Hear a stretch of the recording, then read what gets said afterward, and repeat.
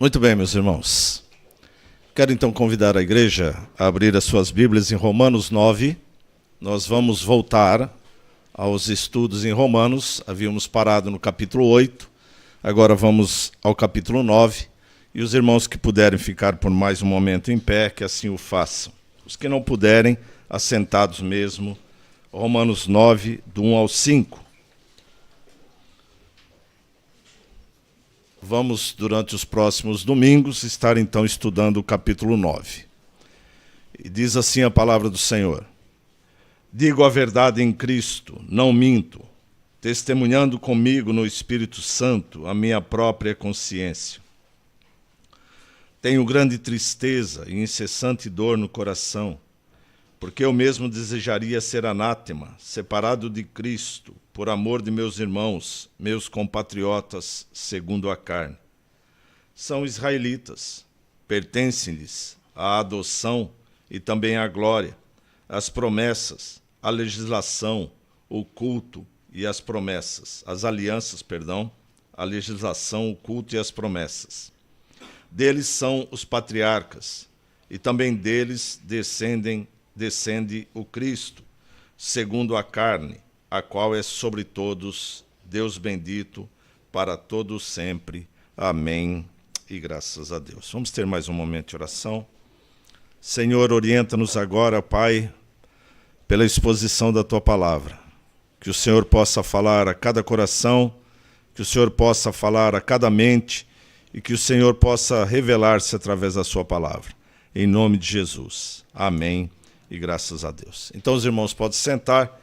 Como eu disse, voltamos aos nossos estudos no livro de Romanos. Temos intercalado um tempo Romanos, depois estamos estudando alguns milagres de Eliseu.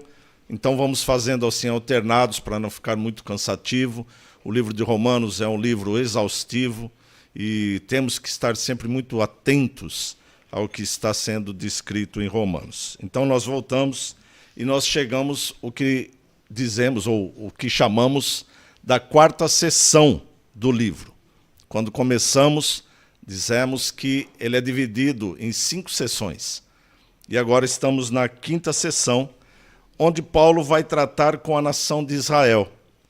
E quando eu estava a fazer os estudos, eu estava a pensar, mas se é para a nação de Israel, o que eu saiba aqui não tem nenhum israelita, não é? Talvez lá de antepassados, mas conforme fomos lendo, conforme fui estudando, começa a aparecer maravilhas, riquezas, porque toda a Bíblia é escrita para todos, não é determinado para um determinado povo, porque todos nós somos o povo de Deus. Então eu vou mais adiante falar um pouco sobre estas questões de como isto é fundamental para o cristianismo. Então, recapitulando rapidamente, Paulo inicia a primeira sessão falando que toda a raça humana está perdida e condenada, porque não ouviram a voz de Deus. Seja no que nós chamamos de revelação geral, ou seja, em onde nós podemos contemplar Deus, ou na revelação escrita, que é a palavra, ou antes, no caso, no tempo de Paulo, seria as leis, Portanto, quer gentios, quer judeus, estavam condenados. Isso é o capítulo 1 até parte do capítulo 3. Depois, na segunda sessão, que vai do capítulo 3, segunda parte, até o capítulo 5, Paulo nos falou ou nos mostrou como estes perdidos, que ele apresentou na primeira sessão, são justificados, ou como é que eles alcançam a justificação através da fé por meio de Cristo. Se você não participou dos cultos anteriores, isso está tudo lá no YouTube da igreja. Volte lá para trás, comece e dê lá uma vista de olhos. Na terceira sessão, Paulo então vai ensinar como pecadores que foram justificados, veja que há uma crescente, devem passar então a viver. Se agora eu sou justificado, como eu devo viver? Foi do capítulo 6 ao capítulo 8. E agora ainda, né, no capítulo 6 ao capítulo 8, é importante para a entrada no capítulo 9, ele divide da seguinte forma. No capítulo 6, ele fala que nós somos libertos do pecado. Somos justificados, então agora somos libertos do pecado. No capítulo 7, ele fala que nós somos libertos da condenação da lei. E no capítulo 8, ele diz que nós vivemos no Espírito, assegurando que nada poderá nos separar do amor de Deus. É assim, inclusive, que ele termina a exposição do capítulo 8. Lembrando sempre que a carta original não está dividida em capítulos, né? Foi dividido para um melhor entendimento nosso. A princípio, nós poderíamos pensar, por que é que Paulo, após falar sobre salvação, 8 capítulos ele ficou falando sobre salvação, porque ele não foi direto agora aos deveres práticos, que é a partir do capítulo 12? Por que é que ele inseriu na sua carta esta parte, uma longa parte, né, falando sobre a questão da nação de Israel? A resposta está no fato de que a carta aos Romanos é dirigida à igreja que está em Roma. Isso nós falamos quando começamos a estudar a carta aos Romanos, fizemos uma introdução histórica. Também está lá na internet, se algum irmão quiser rever ou ver. Ou seja, a carta é dirigida à igreja de Roma, que era composta, na sua maioria, por judeus. A grande maioria eram judeus. E estes, com certeza, haviam ouvido falar sobre Paulo. E as primeiras questões abordadas sobre Paulo não eram muito boas. Ele era considerado um traidor dentro da nação de Israel, por ministrar aos gentios. Ele também era considerado fora do grupo judaico, porque ele dizia que nós temos liberdade na lei de Moisés, algo também que eles não aceitavam. Ele questiona a importância do templo a partir do momento que ele diz que agora o templo somos nós, como habitação do Espírito.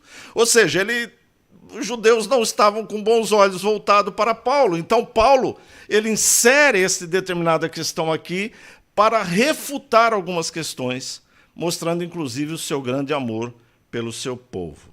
Paulo quer, além de demonstrar seu amor pela nação de Israel, ele também quer já adiantar possíveis questionamentos. Lembram-se que desde o princípio nós falamos que Paulo escreve esta carta numa linguagem que é responder possíveis perguntas. Ele fala um tema e aí ele coloca perguntas que poderiam surgir e ele responde essas perguntas. Então, adiantando que pudesse ter possíveis questionamentos quando essa carta chegasse lá, ele vai se adiantar. E ele termina, então, o capítulo 8, dizendo que nada poderá nos separar do amor de Deus, que está em Cristo Jesus. E aí poderia surgir uma pergunta. Mas, se nada pode separar-nos, então como entender porque tantos judeus, filhos da promessa, rejeitaram e rejeitam a Cristo? Poderia surgir esta pergunta. E Paulo, então, nos próximos capítulos 9, 10 e 11, ele vai responder isto, né? Então, como entender as promessas e as rejeições dos judeus e como se cumprirá as promessas de Deus à nação de Israel? Isso é uma outra coisa também que muitas doutrinas têm tido um equívoco, um erro na preposição, dizendo que Israel, por ser a nação primeira, terá algum privilégio no dia do julgamento. Paulo vai refutar isto, e nós vamos falar um pouco sobre isso também, né? Paulo vai tratar da diferença entre os papéis de judeus e gentios no plano de Deus na história, e divide, então, em 3 partes. A descrição da eleição divina, que está no capítulo 9, do 1 ao 29, a incredulidade e fé de Israel, do 9:30 até o 11:10, e exortações para judeus e gentios, no capítulo 11, do 11 até o 36. Paulo já nos falou nos capítulos anteriores sobre a questão da eleição para gentios e judeus. Agora, como eu disse, ele dá uma pausa que a posição judaica havia sido plenamente entendida.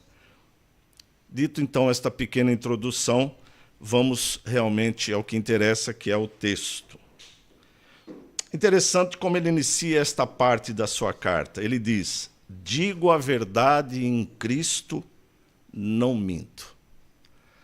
Digo a verdade em Cristo, não minto. Ele começa assim esta parte, ou seja, ele está a dizer que aquilo que ele vai falar para frente, embora aos ouvidos de alguns pudesse soar equivocadamente como um erro, ou como uma arrogância, ou como qualquer outra coisa, ele diz assim: eu falo do meu coração, eu falo do que está no meu coração. Digo a verdade em Cristo. É como se ele falasse assim: juro por Deus, né?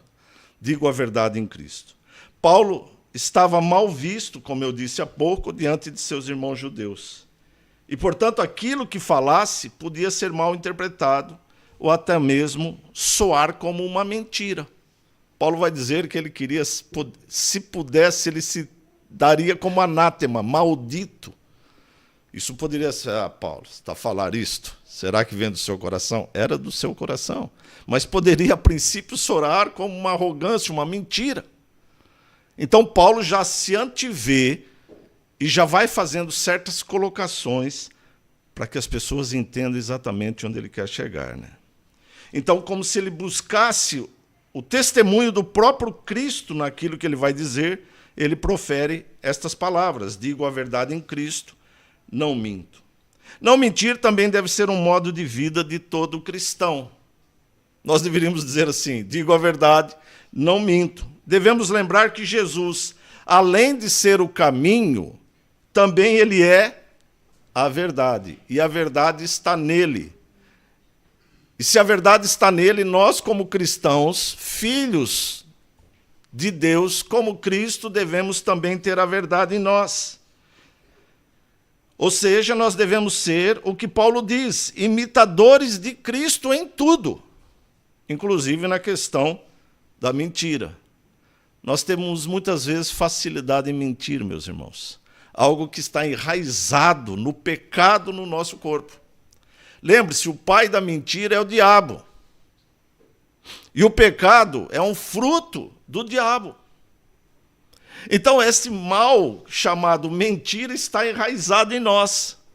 E nós, muito rapidamente, contamos uma mentira.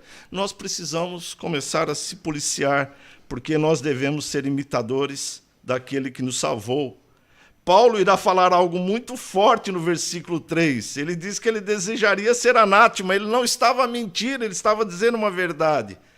A questão da verdade é uma deficiência dos membros de uma igreja. É uma deficiência, precisa ser trabalhado. Relevam muitas vezes o que vão dizer, supondo ter graus de mentiras, como se houvesse mentirinhas e mentironas. Mas Cristo nos diz que seja o seu dizer sim, sim, não, não. É isso que nós deveríamos ser. Sim, sim, não, não. Paulo, então, ele continua, e agora como se ele chamasse o Espírito Santo para a sua testemunha. Ele continua a dizer assim: digo a verdade em Cristo, não minto, testemunhando comigo no Espírito Santo a minha própria consciência. É como se dissesse: eu tenho a consciência tranquila, pois vou falar para vocês a verdade, eu estou tranquilo, e o Espírito testifica que o que eu vou falar é a verdade. Isto, mais uma vez, deve imperar na mente do cristão. O que importa é a verdade, e isso nos deixa tranquilos.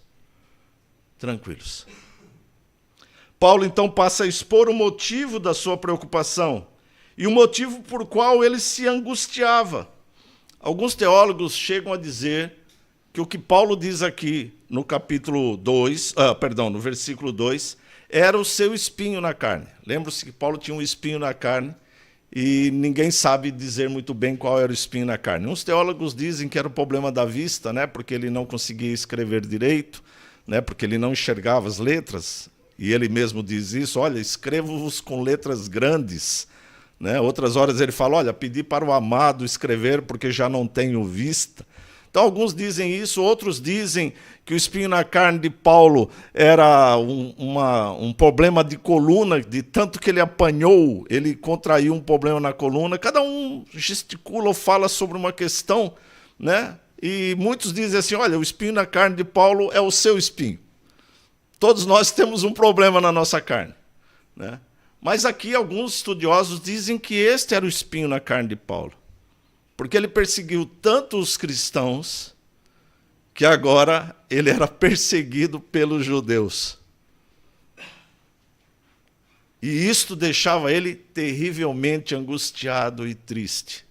Então, alguns dizem que ele conviveu com isso até a sua morte. Lembra-se, Paulo foi levado à morte por indicação dos judeus. Então, isso foi algo que o levou a uma tristeza incessante, né? Uma dor no coração pelos judeus perdidos.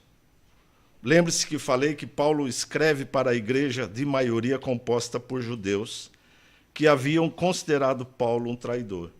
Agora ele vai falar do seu sentimento pelos judeus que rejeitaram a Cristo, levando-o à cruz, e depois pela perseguição aos discípulos, e por fim a perseguição a ele mesmo.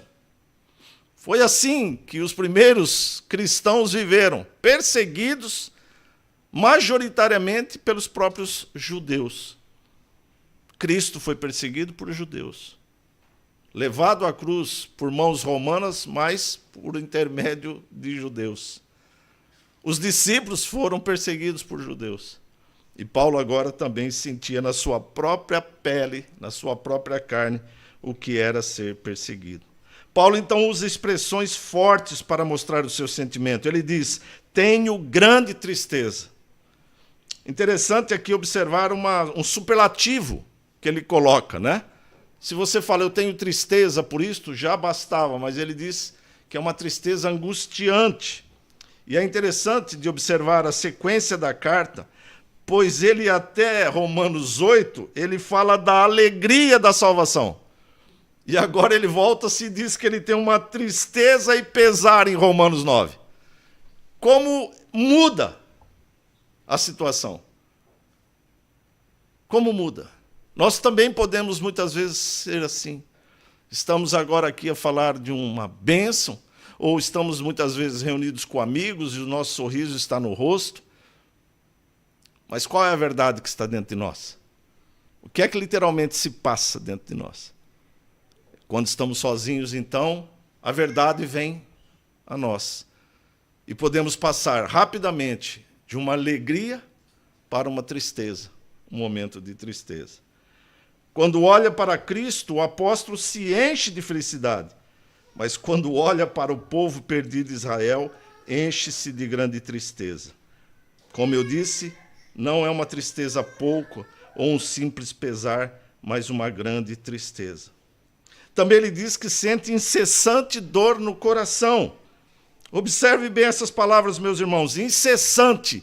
Esta palavra quer dizer aquilo que não cessa. Ou seja, dia e noite ele sentia esse pesar no coração. Já pensou? Algo que te entristece constantemente, e não pouca tristeza, mas grande tristeza, incessantemente, uma dor. Uma dor. A palavra dor aqui no grego, ela tem um sentido de uma dor causada por uma fratura de um osso ou por uma perfuração de espada, como era o caso aqui nos tempos gregos aqui do apóstolo Paulo, né? Então essa dor ela tinha esse sentido de uma dor extrema, né? E ele fala que é uma dor no coração, e o coração nós sabemos que é o centro das emoções do homem. Então Paulo está a dizer que vive dia e noite com um grande sentimento perturbante, uma grande tristeza pelos seus queridos. Tudo isto Paulo sentia pela nação de Israel. Paulo era um cristão verdadeiro. E Paulo tinha o seu povo. Nós temos aqui uma igreja bem mesclada.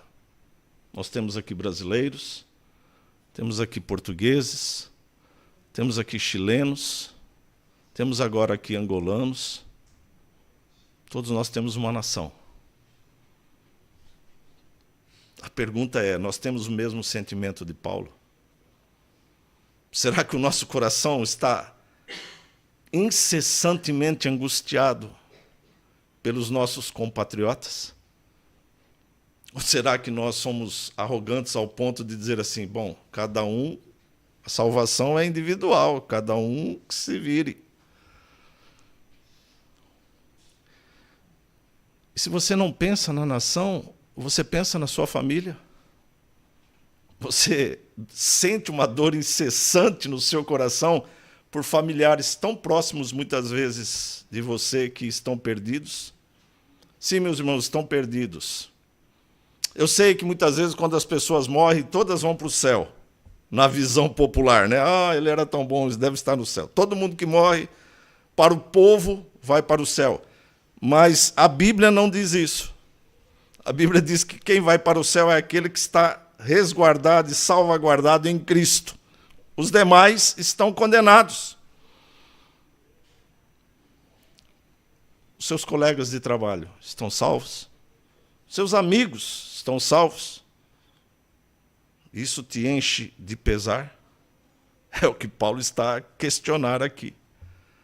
Paulo tinha preocupação com o seu povo. E você? Tem preocupação com o seu povo? Você tem orado pelo seu povo? Tem orado por Portugal? Tem orado pelo Chile? Tem orado pela Angola? Tem orado pela África do Sul? Você tem orado por essas nações que estão perdidas? Portugal? Tem orado? Esse profundo sentimento leva Paulo a expressar seus desejos quanto à salvação. E é interessante porque, mesmo tendo sido perseguido, chicoteado, apedrejado, ele desejava ser anátema, se possível, porque não é alguém que deseja as coisas. Anátema quer dizer maldito, e se você é maldito, está separado de Cristo. Ele diz que ele desejaria ser maldito, sem salvação, se por amor dos seus irmãos isso fosse possível, segundo a carne. Compatriota segundo a carne, ele quer dizer, não estou a falar dos meus irmãos cristãos, estou a falar dos meus irmãos de sangue. Paulo diz que ele faria isso tranquilamente se fosse possível. Senhor, condena-me no inferno, mas liberta o meu povo. Ele faria isto. Que grande homem foi Paulo, meus irmãos. Interessante porque aos filipenses, ele demonstra-se disposto a ficar fora do céu por amor aos salvos. Está lá em Filipenses capítulo 1. E agora aos judeus ele se demonstra disposto a ir para o inferno por amor dos perdidos. Ou seja, por amor de salvos ou perdidos, Paulo demonstrava um apreço muito grande, uma preocupação muito grande. Pelos salvos, para que eles trilhassem o caminho da verdade, e pelos perdidos, para que eles conhecessem a Cristo. Sim, ele disse, se eu pudesse trocar, se isso fosse possível, eu iria para o inferno por amor de vocês. Me consideraria separado de Cristo se isso trouxesse união entre Cristo e vocês, falando aos judeus. Esse era o amor demonstrado por Paulo pelos seus compatriotas. Esse amor também nos leva ao Antigo Testamento. Há uma passagem ali muito similar a esta, no livro de Êxodo, no capítulo 32. Moisés desce do Monte Sinai. E quando ele vem descendo, ele já vem ouvindo o barulho lá no arraial. O povo achou que estava demorando muito o tempo de Moisés lá no monte, e eles acham que Moisés então morreu, e eles então pedem para Arão, o irmão de Moisés, construir deuses de ouro, bezerro de ouro. E quando Moisés então chega-se, ele percebe tudo aquilo e ele volta para o monte. E ele volta-se para fazer propiciação, para pagar o preço do pecado.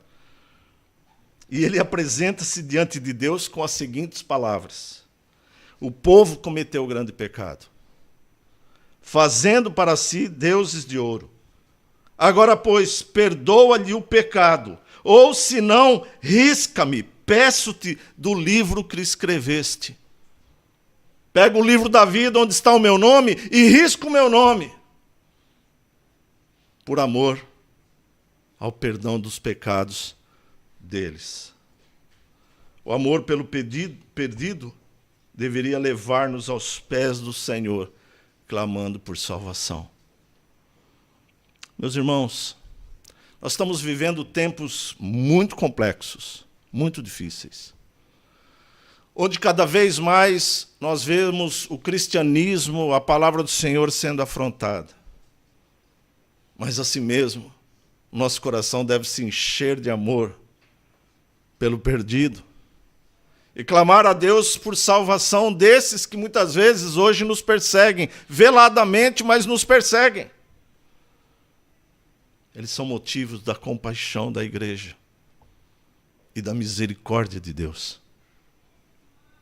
Paulo olhava para o seu povo, um povo que havia sido escolhido, eleito dentre todos os povos mergulhados no pecado.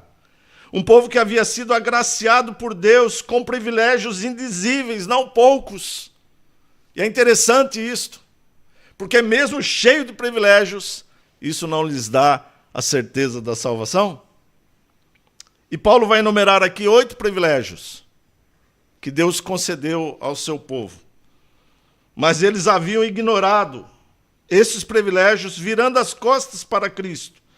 E é isso que tinha deixado Paulo nesse estado de tristeza e dor.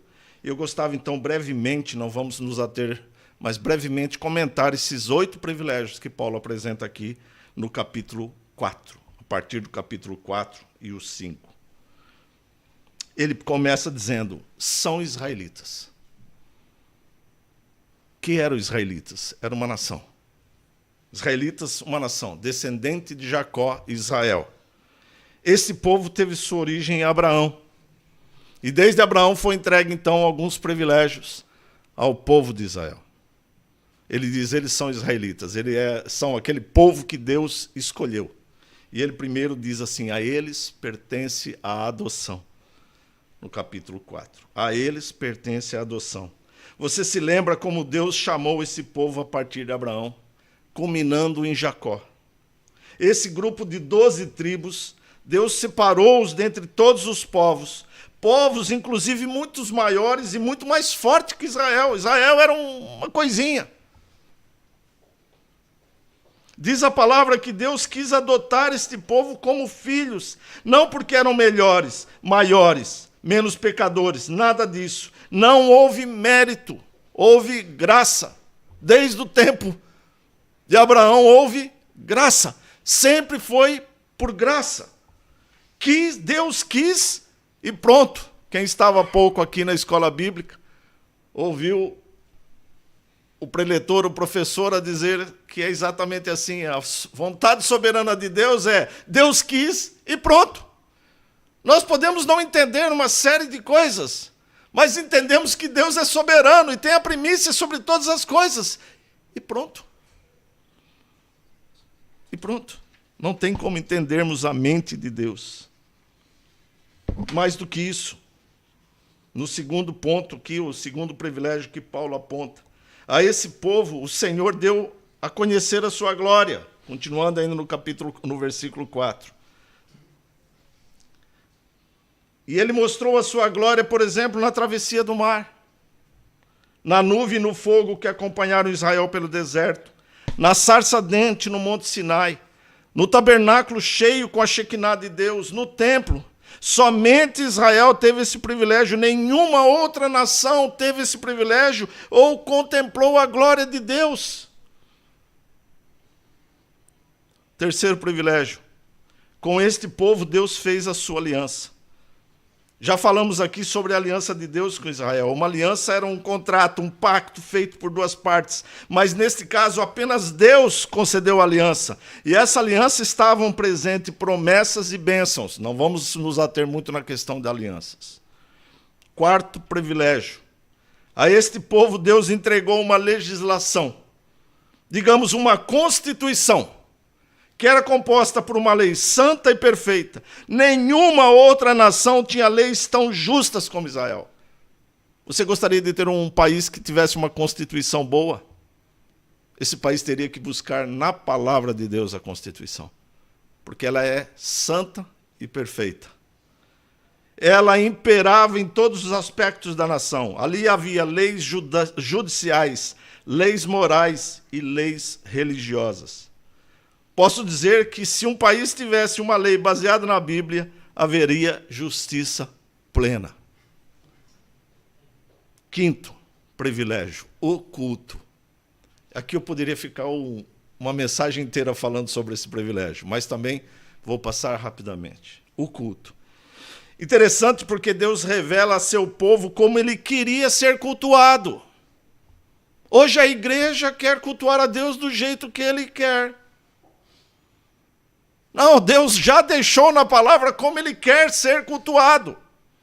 E isso distinguia Israel dos demais povos que cultuavam vários deuses.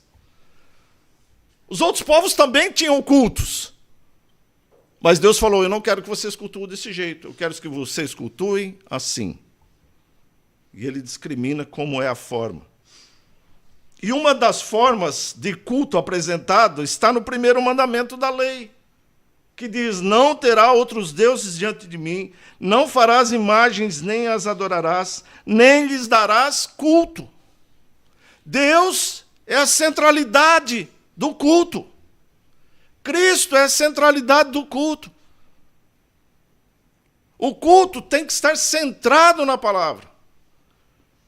Quando nos reunimos para cultuar a Deus, devemos ver como Ele nos deixou os termos para um culto que o santifique, não que traga prazer a nós. Esta semana eu vi uma publicidade de uma igreja que dizia assim, venha renovar suas energias. Renovar energia, porque eu saiba, é o carro, né? Carro elétrico tem que parar de vez em quando para renovar a energia. Mas é assim que eles se apresentam. Venha renovar suas energias. Venha buscar fôlego. Meus irmãos, mas pronto, cada um cultua o Deus de uma forma, mas Deus quer que seja cultuado da forma como Ele deixou descrito. Sexto privilégio, além da lei, Deus entregou promessas a Israel. E uma das mais conhecidas é aquela que Deus entregou a Abraão, em que a partir dele seriam abençoadas todas as famílias da terra. E como é que essa bênção viria? Através de Cristo. Descendente de Israel, diz Paulo, segundo a carne. Sétimo privilégio.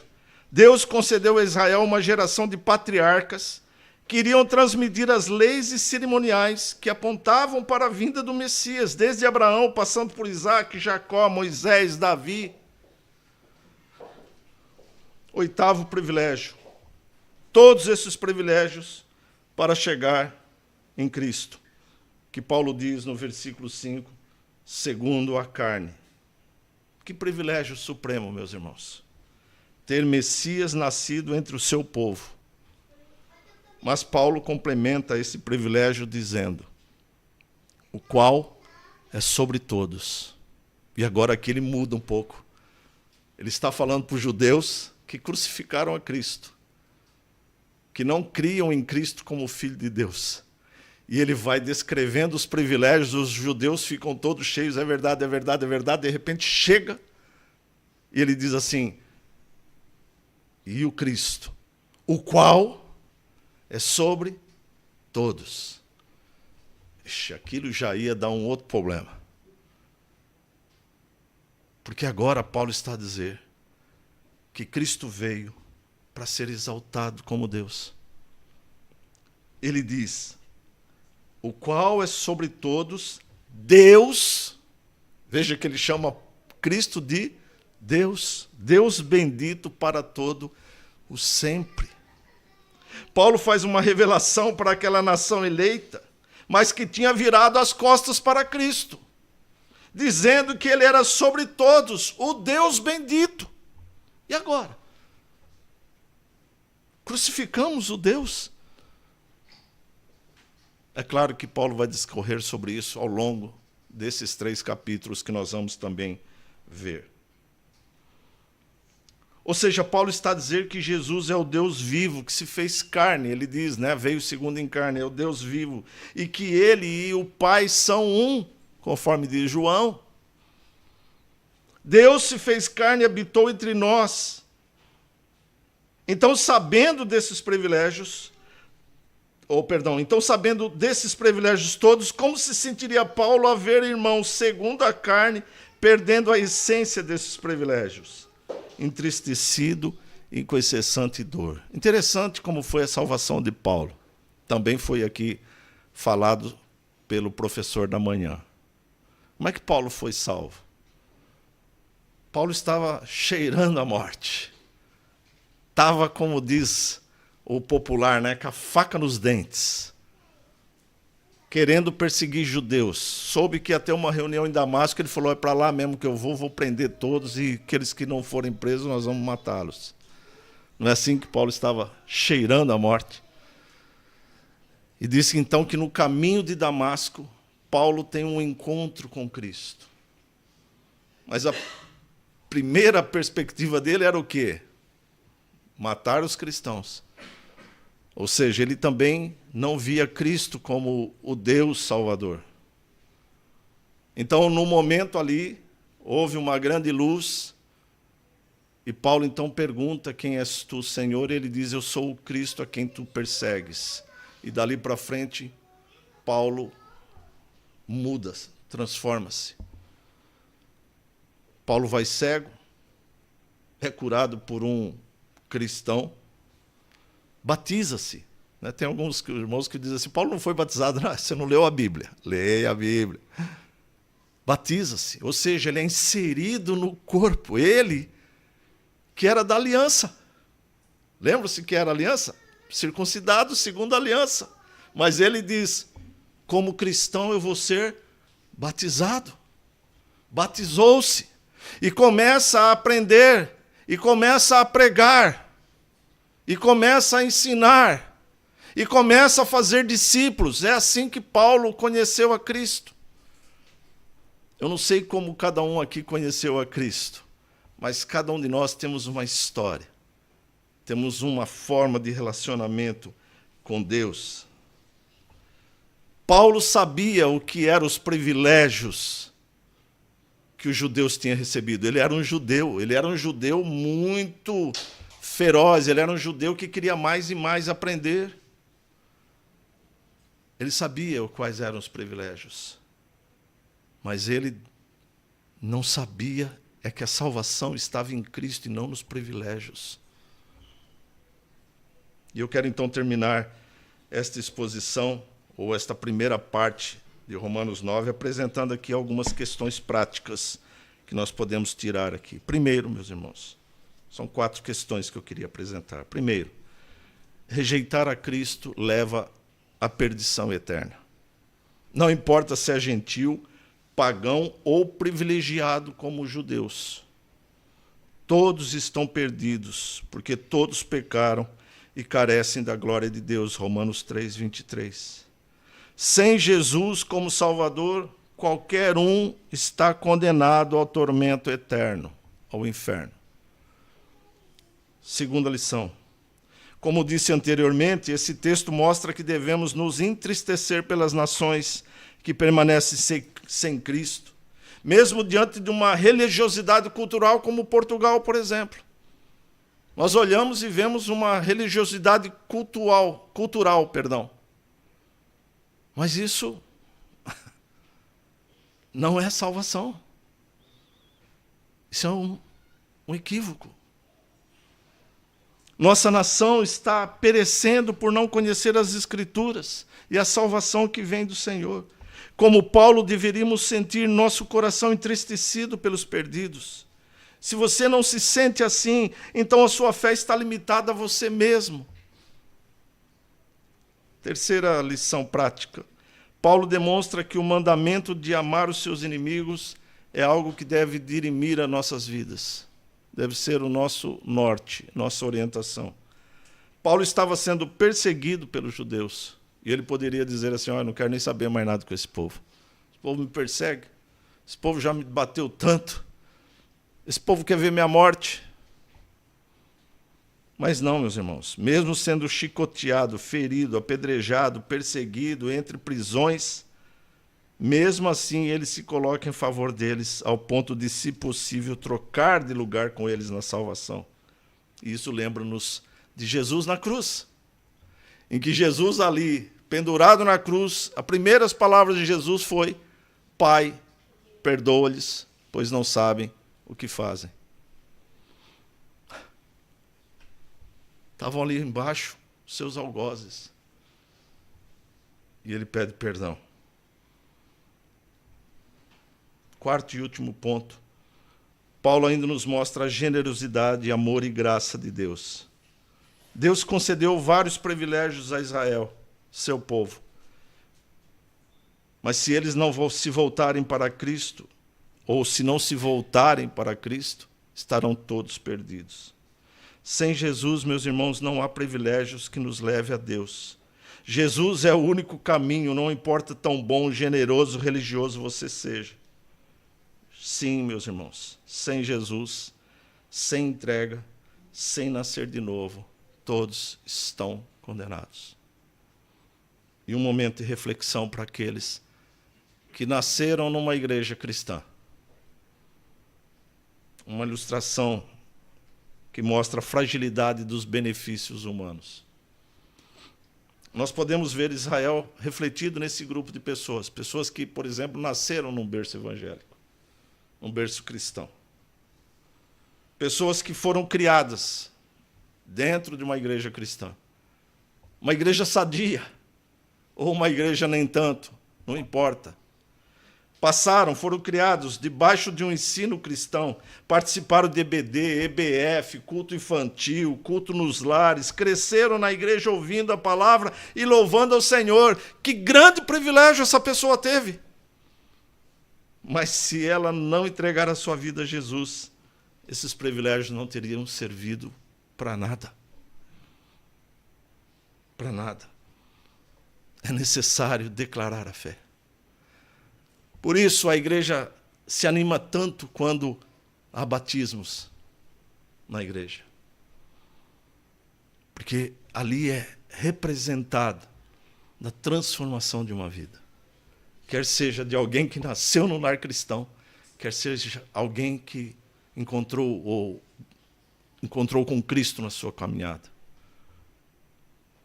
Não importa. Por isso eu falo àqueles que estão dentro destas condições, ou que cresceram no lar evangélico, ou que entraram aqui sem nem saber muito bem o que era isto aqui. Cristo é a salvação para todo homem, quer judeus, quer gentios. Paulo tinha um fervor no coração por pessoas. Por pessoas. Paulo tinha um fervor ao ponto de se propor, se possível, não é possível, mas se possível, trocar de lugar para que os seus recebessem a salvação e ele não. Que esse sentimento de amor possa estar também no nosso coração, em nome de Jesus. Nós vamos ter um momento de oração. Pai, nós te agradecemos pelo culto que pudemos render ao Senhor nesta manhã. Obrigado, Senhor, pela tua palavra. Obrigado, Senhor, ó Deus, pela tua instrução que vem a partir dela. Eu sou grato por cada vida que está conosco nesta manhã, pelos nossos irmãos, pelos nossos visitantes. Que o Senhor os abençoe grandemente. Que o Senhor derrame sobre eles a vossa paz, Pai. Ó Deus, em nome de Jesus, concede-nos uma semana de bênçãos. Uma semana, Senhor, ó Deus, debaixo da tua graça. Uma semana que possamos sentir no nosso coração o ardor pelas almas perdidas. Que o Senhor prepare os nossos lábios para falar do teu grande amor, Senhor. Oh Deus, em nome de Jesus, Senhor.